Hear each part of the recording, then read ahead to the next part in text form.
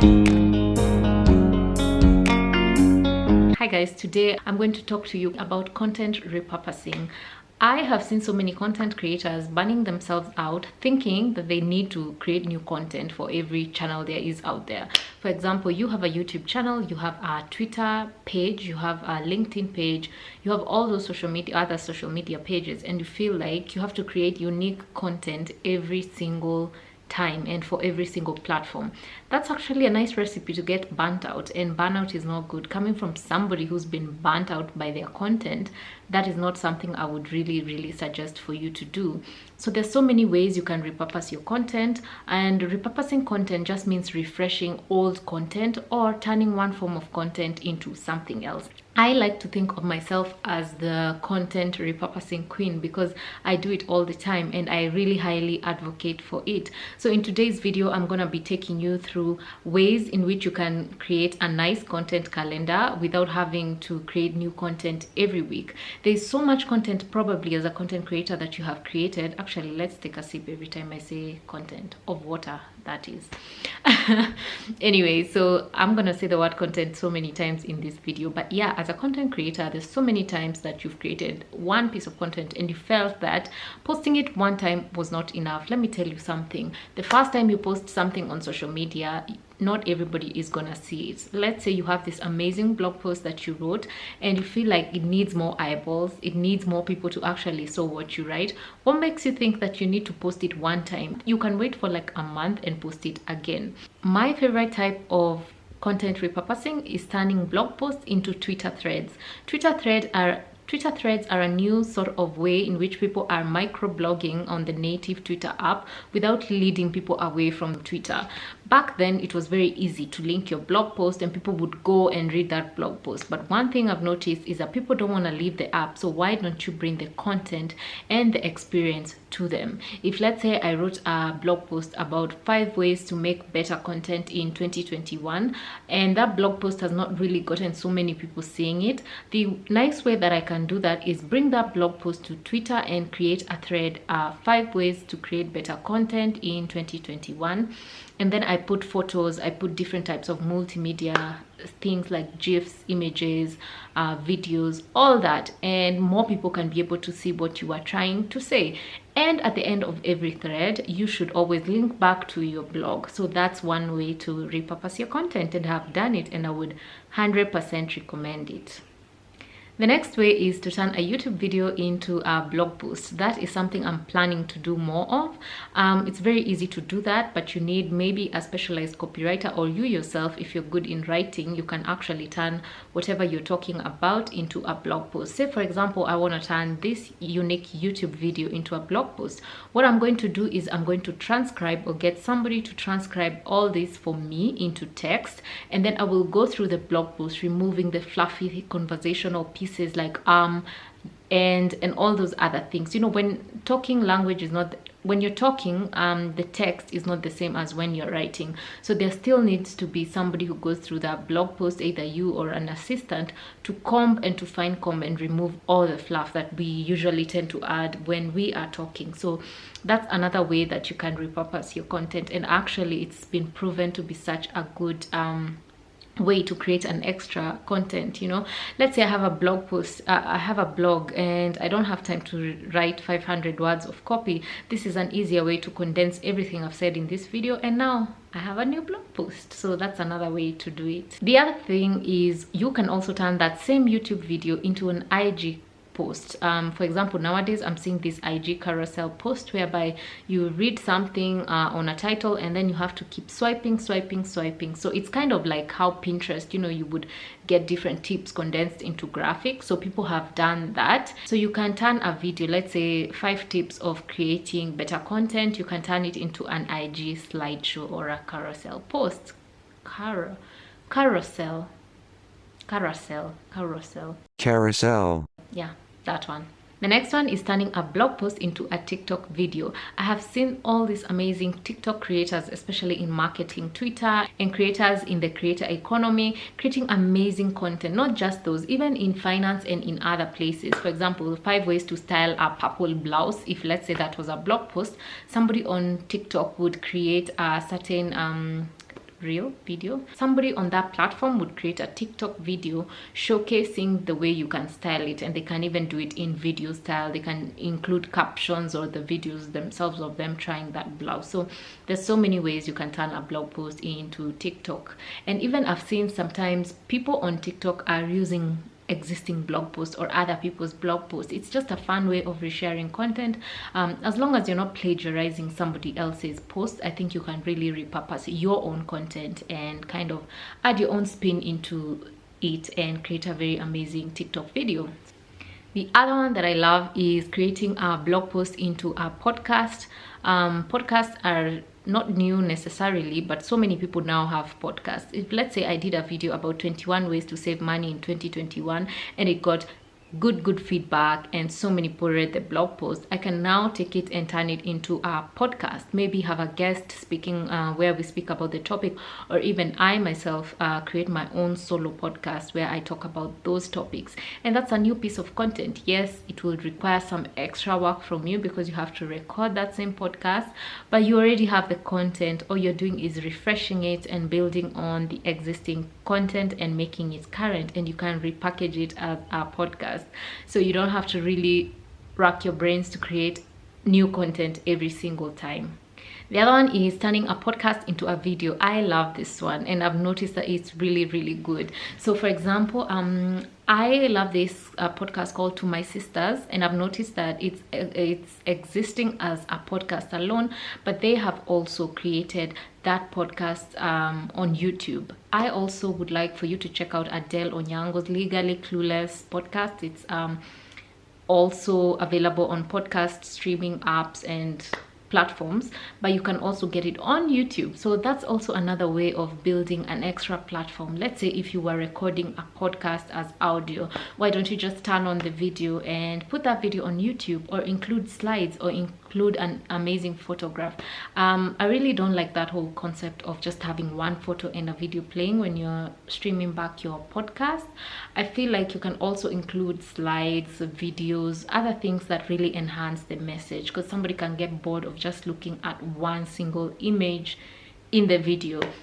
So that's another thing I feel like content creators should actually start thinking. If you have a podcast, think about turning it into a video. I think that's gonna bring you even more people on your YouTube channel. The next one is turning tweets into IG posts. People talk about how Instagram funny pages, or these pages which go viral, are just taking screenshots from Twitter. I'm sure you've seen that a lot, like Instagram funny meme pages just take things from Twitter. Twitter is actually such an interesting app.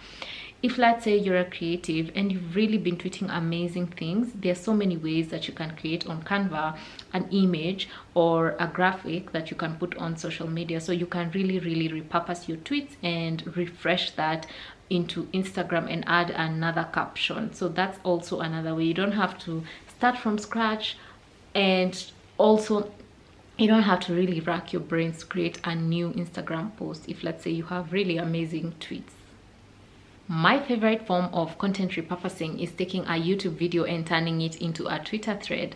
I really love this thing, especially I once did a video on how to price your services as a freelancer, and I turned that into a Twitter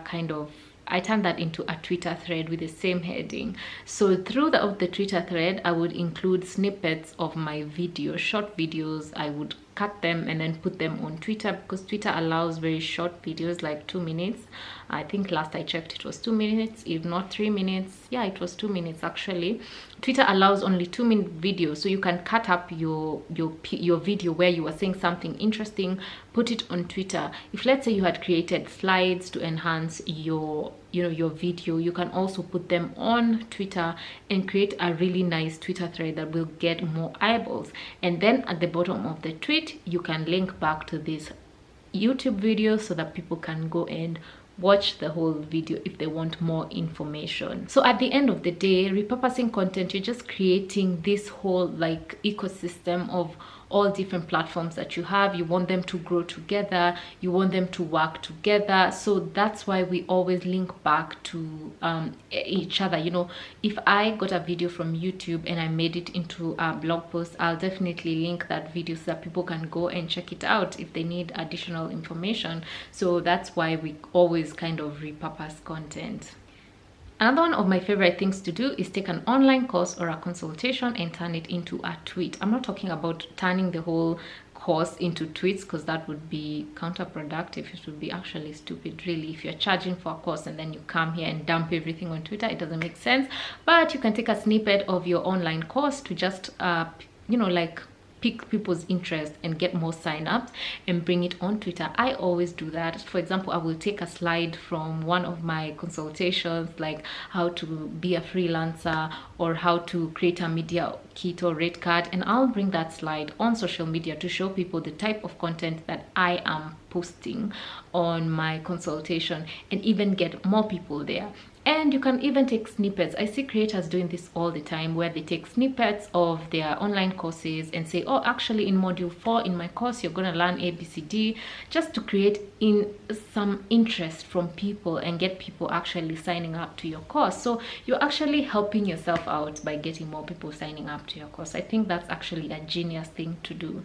Another one that I've done, especially in my wine posts, is take an old article and refresh it and make it into a new article. So for example, if I did something about how to drink more responsibly in 2019 and the information is still relevant today, I'm going to refresh that post and include a new kind of, not a heading per se, yes, the heading will say 2021, but include a new paragraph, opening paragraph, talking about something that's current, refresh the post, delete outdated things.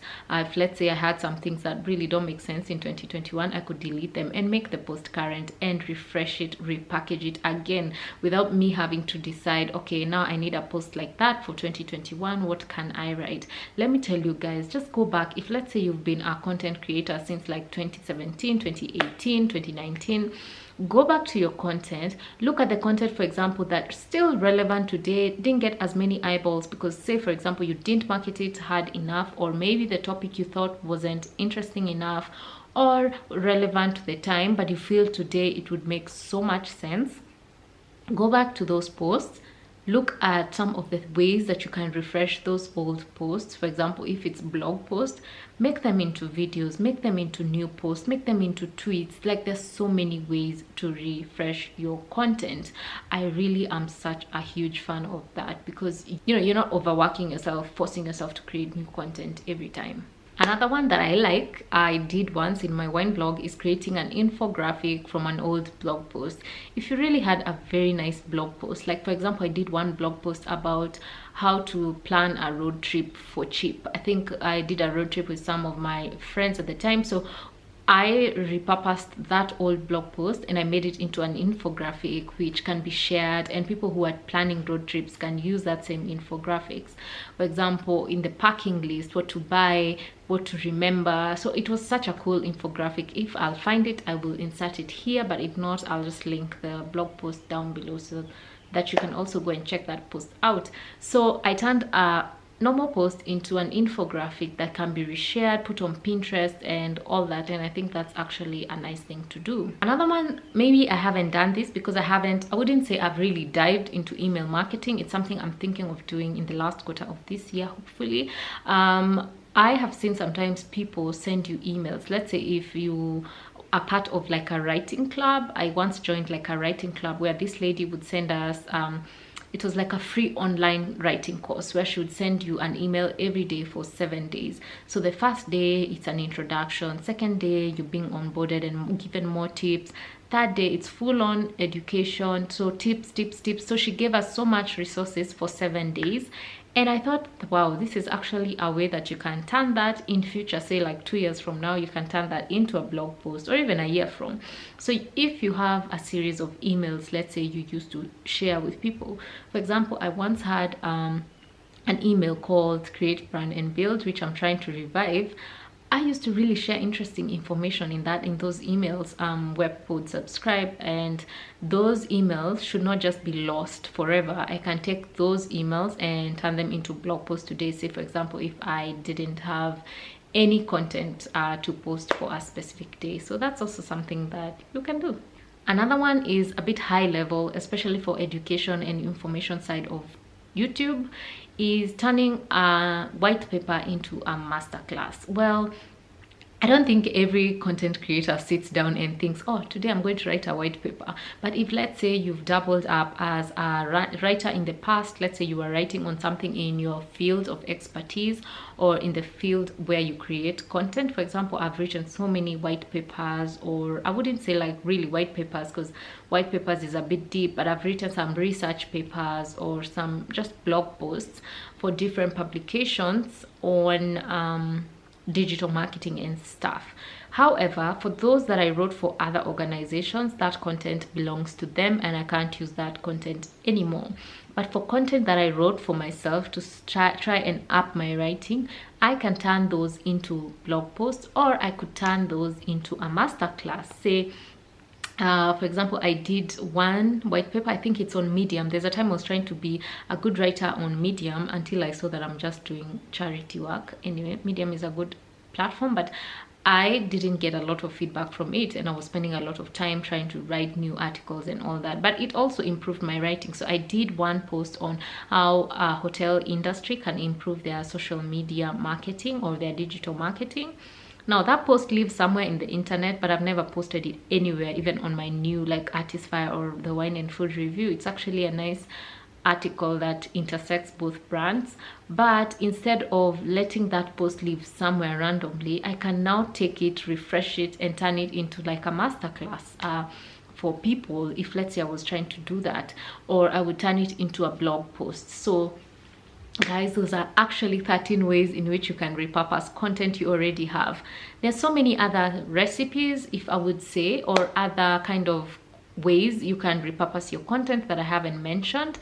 I would say for you, for example, if you're a creator now, think about which platforms you are on or which platforms you really want to be on. For me, my apex kind of content is YouTube, which informs my Twitter, my Instagram. Facebook, I'm not so much on Facebook, but for business maybe I need to be there. So I only have like 4 platforms or 5 platforms that I really focus on. So my content will have to revolve around those forms of content, and the website. So if I'm trying to repurpose, it has to be something that is made for me. Say for example, you are on TikTok, you're on Instagram a lot, and you're on other platforms, maybe LinkedIn as well. You can find ways in which you repurpose TikTok content for LinkedIn or LinkedIn content to TikTok. So there are so many ways you can find a good recipe, and also it depends on case-to-case basis. If let's say you really do a lot of written content, find ways to make it into a video if you're good with video, or to audio. You know, the different forms of media. So we have written media, we have audio, we have video. So find a way into which to turn your written text into video, or turn your video into written text, turn your written text into audio, and vice versa. There's so many ways you can repurpose content. If you need help repurposing some of your old content, or you need like more specialized help, maybe you can sign up to one of my consultations. I don't have one specifically for repurposing content, but hit me up on my messages. We can find whether we can create something for you. But also remember, I have a digital marketing consultation. It's about how to become a freelance digital marketer. It's actually one of my best works and one of my most subscribed kind of consultations. If you want to learn how to be a freelance digital marketer, link is down below. Thank you guys for watching. Bye.